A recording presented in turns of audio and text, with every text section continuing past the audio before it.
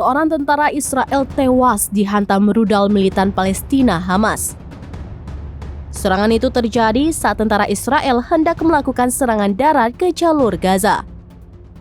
Mengetahui satu tentaranya tewas, Israel langsung kembali dan membatalkan invasi. Adapun serangan itu terjadi pada Minggu 22 Oktober. Militer Israel pun melaporkan satu tentaranya tewas diserang militan Hamas. Tidak hanya itu, namun satu orang mengalami luka sedang dan 2 orang mengalami luka ringan akibat diserang rudal anti-tank.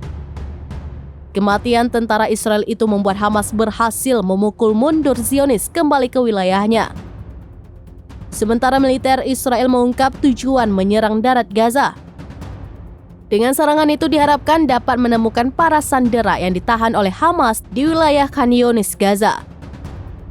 Selain itu, militer Israel ingin menggagalkan infrastruktur teroris di wilayah tersebut.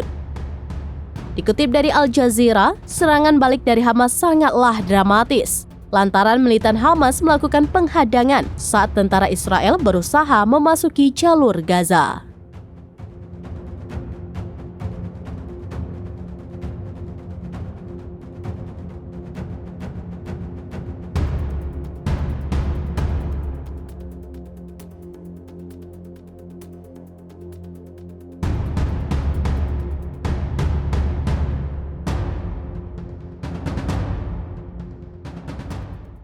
Download Tribun X sekarang, menghadirkan lokal menjadi Indonesia.